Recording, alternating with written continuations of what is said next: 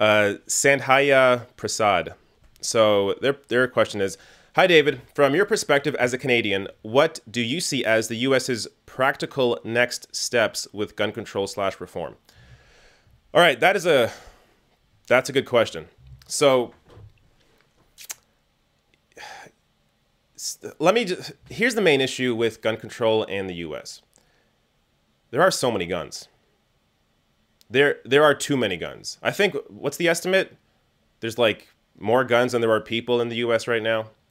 So whenever ultimately what would be good to get to would be a gun buyback program where, if you're a hunter, you can still have your gun. You can go through the proper steps to be able to keep your gun. But for anybody else that doesn't really need a gun, you should be able to, there should be a buyback program where you give your gun back or the government buys your gun back from you. So that's what happened in Australia. But the problem with Australia is it's a much smaller country than the US is and didn't have nearly as many guns as the US does. So it's so hard for me to picture any type of gun buyback program in the US.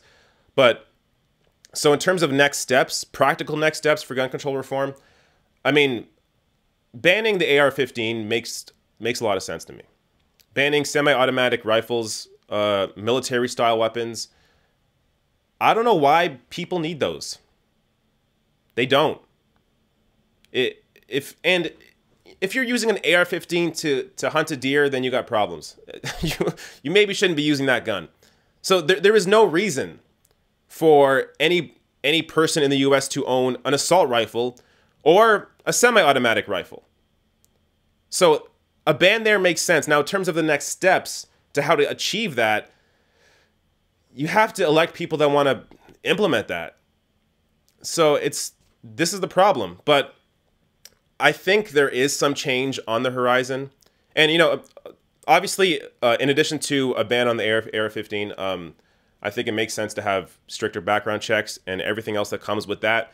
But in terms of, the highest level of gun control that's possible right now in the US, I think a ban on semi-automatic rifles is what's most possible right now. Maybe once we get there, then you can achieve more. But right now, I don't know what else you can achieve. But in terms of the next steps, I think having these kids, these Parkland kids out there pushing this, there is actually change happening. Change will be happening. Now, how soon? I don't know. But these midterms, if these kids get out there and they register to vote and they actually vote, there's going to be some changes. And I hope, I've mentioned this before, but I hope this movement extends beyond just gun control. And they get into issues realizing that, oh, wait, all these other industries are also pushing big money onto politicians and essentially buying policy from the politicians that they help elect. So once we get to some proper gun reform, I hope the movement goes into those other areas. Now, I was going to do a segment on David Hogg. So David Hogg was on Lawrence O'Donnell, and he's a great guy, amazing activist, but he did seem a little unaware of corporate America. He said something to the effect of corporate America's on our side. Corporate America is on the side of justice. You, with the sexual harassment, they stood with the victims of that to ensure that nobody else would have to suffer through that. And they're trying to stand with us, too, to prevent the bullying that we've seen. And not really. So he was saying that in reference to advertisers pulling out of Laura Ingraham's show, which I get it. Corporate America, sure, you can say they're on your side there, but here's the real reason they pulled out of Laura Ingraham's show. They don't want their brand associated with Laura Ingraham. They did it because it would hurt them as a company. They didn't do it because they thought, oh, it's terrible that she attacked David Hogg's GPA. No, they did it because they were getting bombarded with Twitter and emails about pulling out of Laura Ingraham's show. And they felt if they didn't do it, then they may face some sort of repercussions. So they pulled out of her show. So everything these companies do, they look at their bottom line. they think about, risk reward. So if we stay with Laura Ingraham, how will that help us? Will we still be able to, will it get us the eyeballs we need for our product? Or will it be more beneficial for our bottom line to pull out of her show? And in most cases, especially when it comes to just complete assholes like Laura Ingraham, pulling out of her show is more beneficial than staying in it.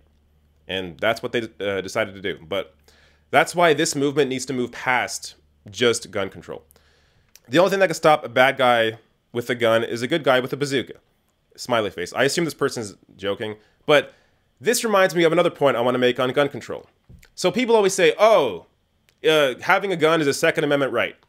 Yeah, but there's limits to it. Can you purchase a loaded tank and drive that around and shoot it? No. So isn't that a limit on your freedom? Can you buy a bazooka and shoot it? I don't think you can. So you can't buy a machine gun, so there are limits to these freedoms. There's even limits to free speech. So you can't act like these things are just set in stone and there's absolutely no restrictions to them. No, there are restrictions. So the question is, where do you draw the line on those restrictions? So when it comes to gun control, I think you draw the line at you only need a gun if you're a hunter. That's my opinion. But if you think you need it for your safety, I don't know. And the stats that I've seen, when you have a gun in your home, it is more likely to kill you or somebody in your home than it is to injure an intruder. So that right there, even if it personally makes you feel good to have a gun, that doesn't necessarily mean that you should have a gun.